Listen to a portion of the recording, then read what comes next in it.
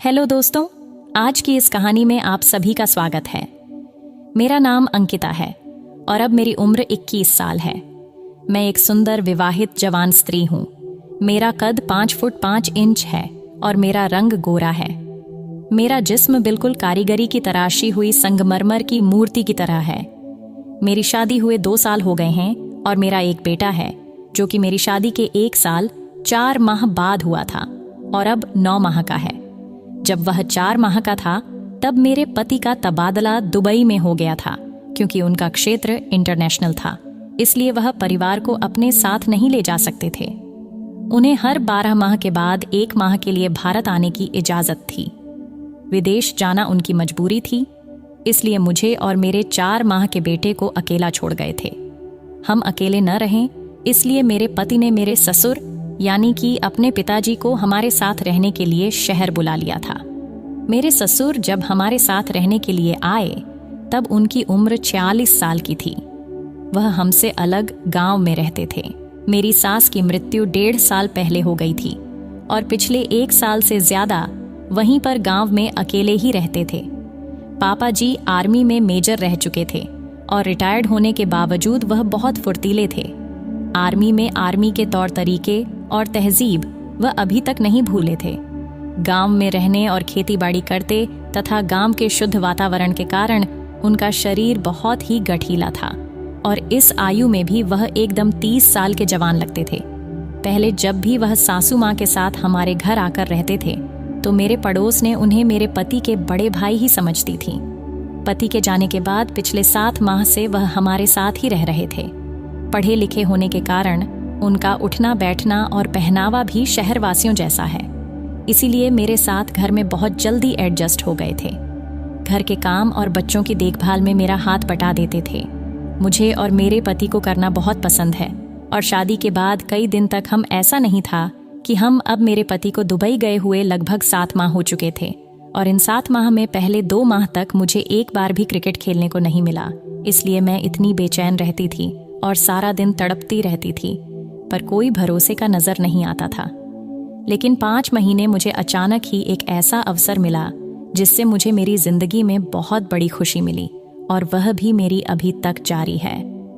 यह उस दिन की बात है जब मैं घर की सफाई का काम करती हुई पापा जी के कमरे में गई तो मैंने पाया कि वे कमरे में नहीं थे।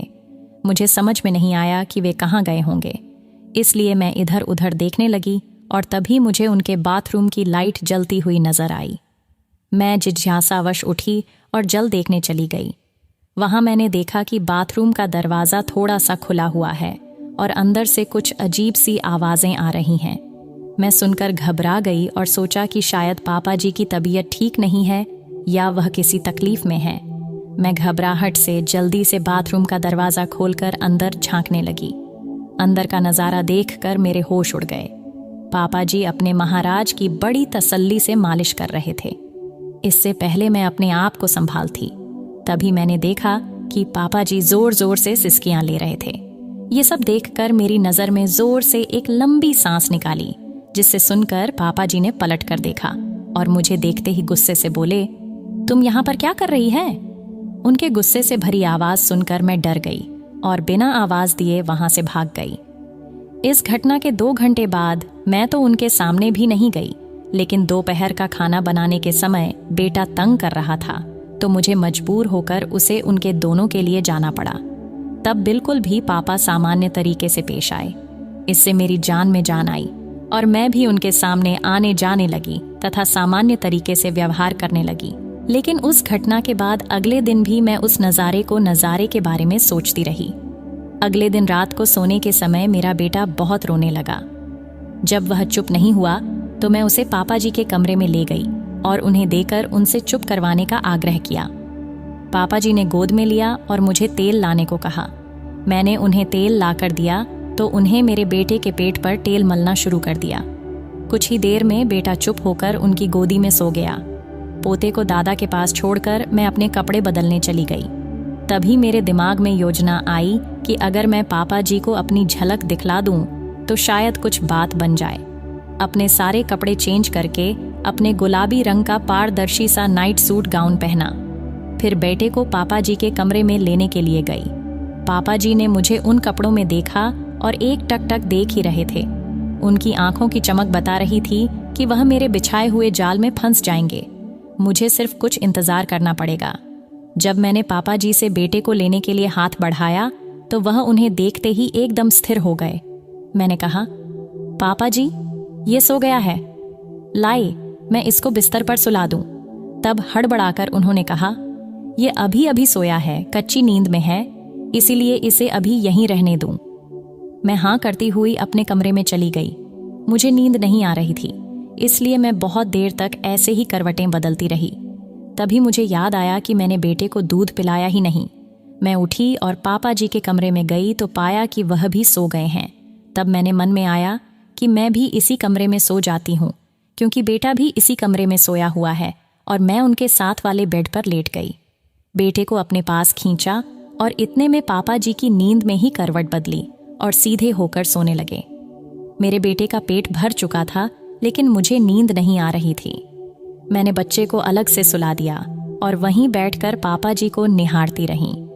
मैंने महसूस किया कि मैं क्रिकेट खेलकर जिंदगी का मजा चाहती हूँ। मैं अपना अकेलापन दूर करना चाहती हूँ, अपनी भूख मिटाना चाहती हूँ। इसके लिए अब मुझे मेरे पति की गैर हाजिरी में भरोसे का और पूरा संतुष्ट करने वाला पुरुष मिल चुका है। अब मैं और इंतजार नहीं कर सकती, और इसलिए मैंने अपनी सारी झिझक छोड़ी और मैं ससुर जी के पास जाकर बैठ गई। तो थोड़ी देर बाद पापा हिलने लगे। मुझे लगा कि उनका हाथ मेरे सर पर आ गया है और ससुर जी जाग गए हैं। उसकी इस हरकत से मैं थोड़ा घबराई। मेरी हालत पतली हो गई थी, मेरी सांस उखड़ रही थी। फिर मैंने हिम्मत नहीं छोड़ी। करीब 1 घंटे के बाद पापा जी का हाथ मेरे सर से हटा और नीचे आ गया। उनकी इस हरकत से मैं बहुत ज्यादा प्रसन्न हुई। मुझे अभी मजा आना शुरू ही हुआ था कि पापा जी उठकर बैठ गए और उनकी नींद खुल गई थी। उन्होंने मुझे झटके के साथ अलग कर दिया। फिर उन्होंने उठकर एक लाइट जलाई और वह कच्चे होकर मुझे देखने लगे। मैंने जवाब दिया, पापा जी, मैं तो वही कर रही थी जो आप चाहते थे। पापा बोले, मैंने ऐसा करने को कब कहा है? तुम्हें ऐसा नहीं करना चाहिए था और माफ कर देना चाहिए था। पापा जी फिर बोले, मैंने आज तक आपको कोई भी आदेश का इशारा कभी नहीं टाला, तो मुझे कैसे मना मानती? मैंने उत्तर दिया, अरे मैं तो नींद में और सपने में था, जिससे यह सब तुम्हारी सांस कर रही थी, इसलिए मैंने ऐसा इशारा किया होगा। मैंने कहा, पापा जी, तो क्या हो गया? अगर मैंने इशारे को आपका देह समझकर आपकी सेवा भी कर दी तो आपका सपना और मेरा कर्तव्य पूरा हो गए हैं। अरे तू बात क्यों नहीं समझ रही है? मैं नादान बनती हुई बोली। इससे पहले कि वह कुछ कहे और बात ज्यादा बिगड़े, मैं उठकर खड़ी हो गई। उन्हें आगे कुछ बोलने का कोई मौका दिए बिना मैं उनके पैरों को पकड़कर नीचे बैठ गई। पापा जी कुछ नहीं बोले और चुपचाप खड़े रहे। मैं समझ गई कि अब लोहा गर्म है और चोट मारने का समय आ गया है। बस दोस्तों, मेरा ससुर अब निकल चुका था। उसके बाद बिना कुछ सोचे समझे मेरे ससुर मेरे साथ मस्त वाला क्रिकेट का खेल खेलने लगा। मेरे ससुर ने मेरे साथ लगभग 2 से 3 घंटे तक मस्त वाला क्रिकेट का खेल खेला। उन्होंने मेरे साथ मेरे पति से भी अच्छा क्रिकेट का खेल खेला था। उन्होंने मुझे इतने दिनों में बहुत संतुष्ट कर दिया था और अभी ये खेल रोज चलता है।